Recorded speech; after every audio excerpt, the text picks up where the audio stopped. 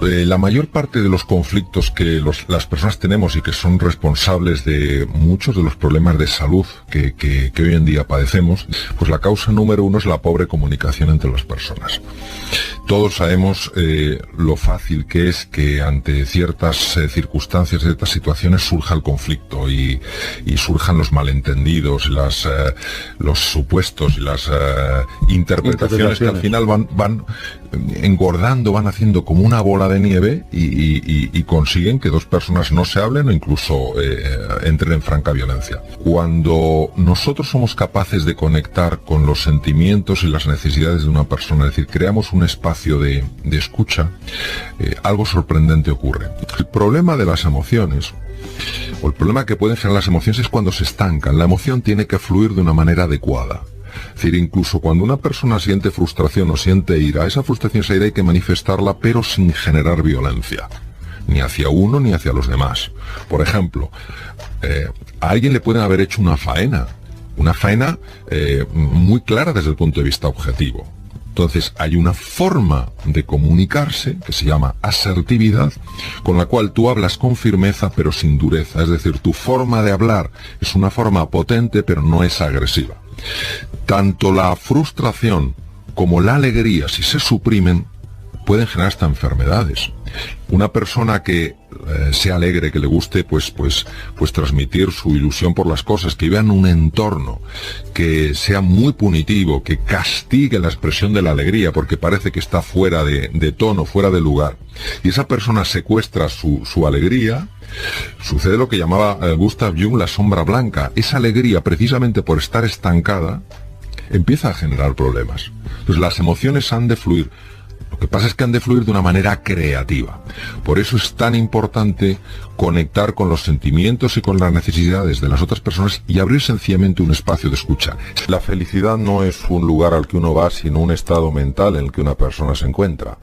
Y hay personas que están muy enfermas, personas que tienen, grandes lesiones y no obstante tienen una capacidad para transmitir alegría e ilusión que personas a lo mejor más sanas no transmiten lo mismo. Hay personas que lo pasan muy mal económicamente y sin embargo transmiten una alegría, una ilusión que personas que a lo mejor están sobradas económicamente para nada lo transmiten. Es decir, el concepto de la felicidad es sencillamente el concepto de la humanidad. La felicidad, encontrar la felicidad es el gran sueño del ser humano. Y lo que es importante es entender que la felicidad es algo no que colma los sentidos. Desde luego una buena comida, una buena música colma los sentidos. La felicidad es algo que colma el corazón. Y por eso creo que es oportuno hablar en cualquier momento de la felicidad. Y creo que es oportuno transmitir que en cualquier circunstancia, en cualquier situación, podemos generar un espacio para mantener lo que los griegos decían la paz del sabio, ese estado de equilibrio donde la vida nos puede zarandear pero no nos hundimos, y si nos caemos nos volvemos a levantar. Es decir, construimos el concepto de felicidad sobre algo que creo que es rotundamente falso. La felicidad no tiene esa relación que pretendemos que tenga con el tener, sino con la relación de la felicidad es con el ser. Y por eso muchas veces los criterios de, entre comillas, de felicidad que establecemos, luego no son verdaderamente ni criterios de gozo interior, ni son criterios de serenidad, ni son criterios de alegría, ni de ilusión. Y por tanto, pienso que hay que matizar mucho el lenguaje, y cuando hablemos de bienestar subjetivo, pues muy bien, el éxito está muy bien, es un bienestar subjetivo y es siempre agradable. Cuando hablemos de la felicidad, tenemos que hablar de algo diferente. Yo creo que la tristeza es parte de nuestra vida, y si, yo qué sé, un ser querido sufre o le pasa cualquier cosa, es absolutamente humano sentir tristeza. Lo que creo que es un profundo error es vivir en la tristeza. Una cosa es una emoción y otra es un estado de ánimo. Las emociones las tenemos, en los estados de ánimo vivimos. Vivir en la tristeza es muy negativo para la persona, es muy negativo para la salud, y por eso pienso que hay que salir de aquí. Cuando una persona lo está pasando mal, lo que hay que ser es muy cuidadoso en cómo se hacen propuestas o se hacen sugerencias. No se puede banalizar, o sea, el sufrimiento humano no se puede banalizar y darle una palmadita a alguien que lo está pasando mal y decirle, venga, esto se soluciona pensando positivamente, porque lo lógico es que se enfade y te mande a paseo. Ahora bien, si uno comprende que hay que empatizar, es decir, hay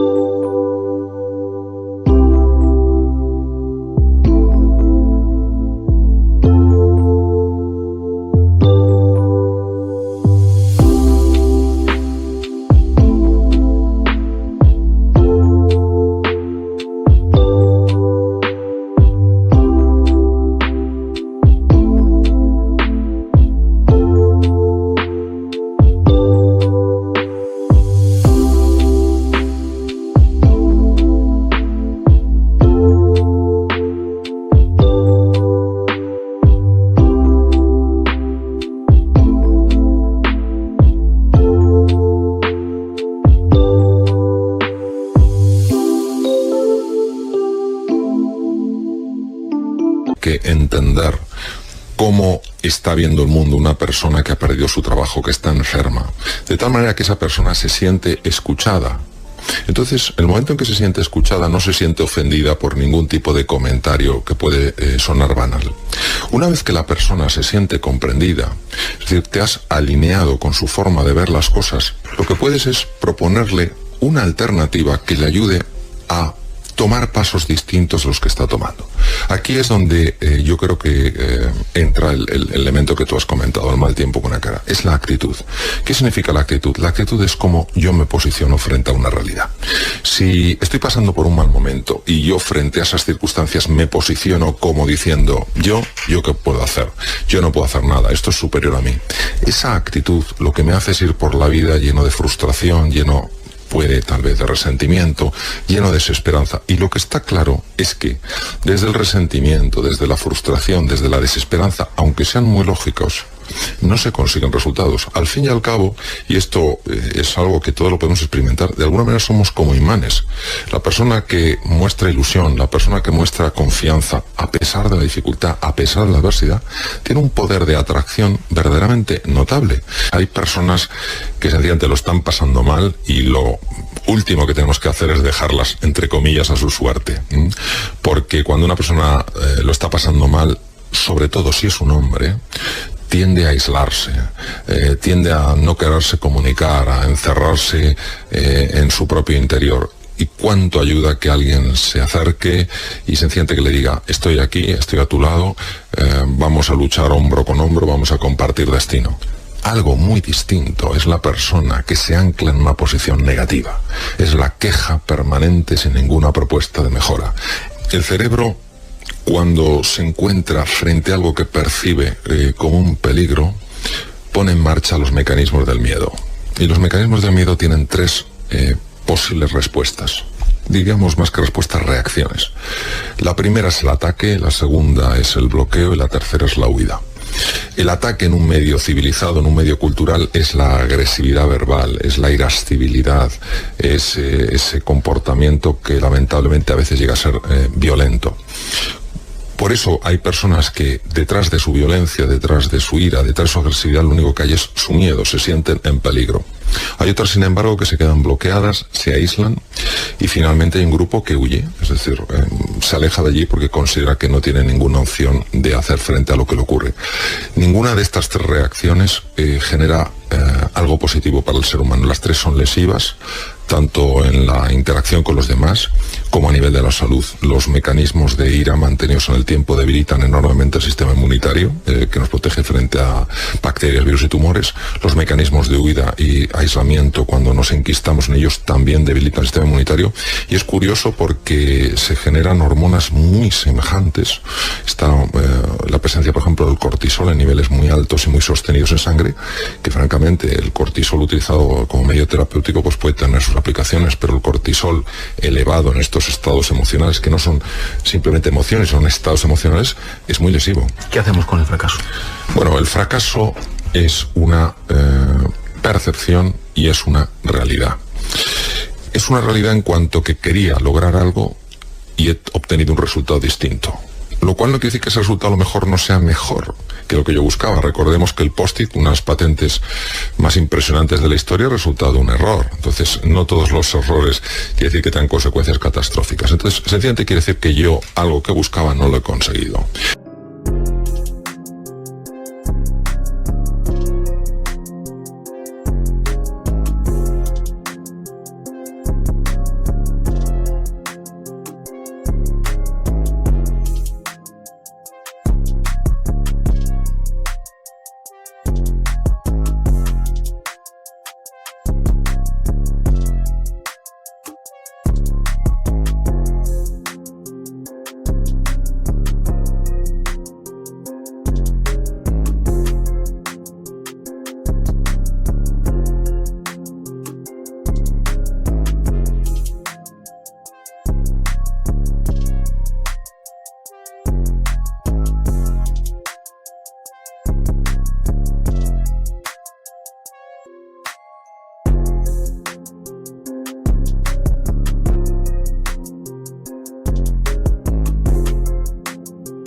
Y por tanto es la exigencia de intentar algo nuevo o de ver qué puedo aprender de lo que ha sucedido o cómo puedo aprovechar eso que ha sucedido.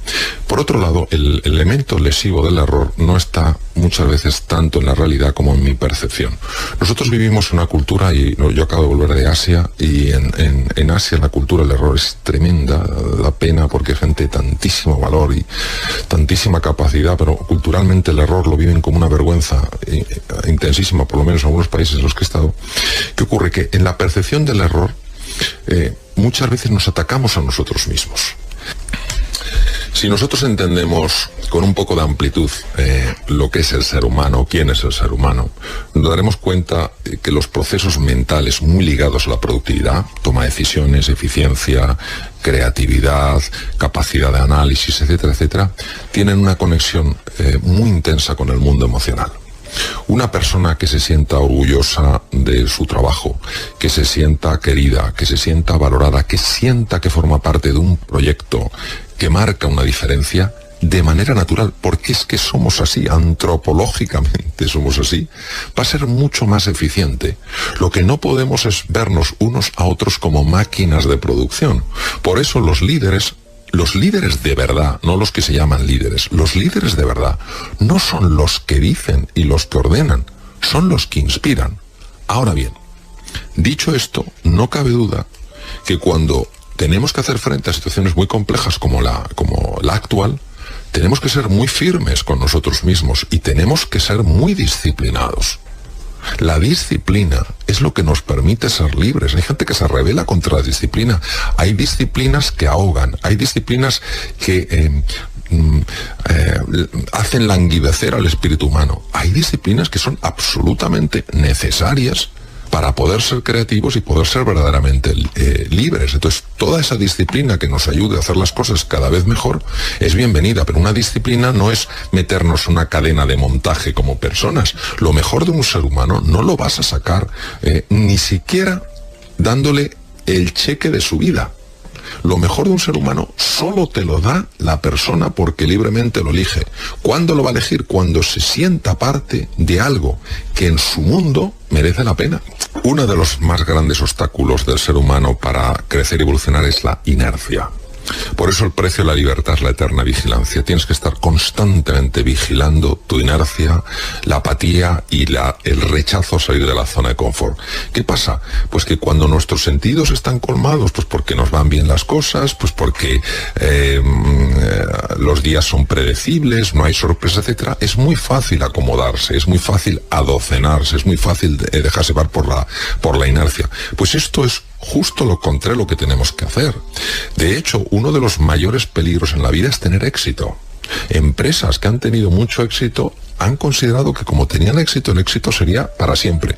Y el éxito es consecuencia de una mentalidad.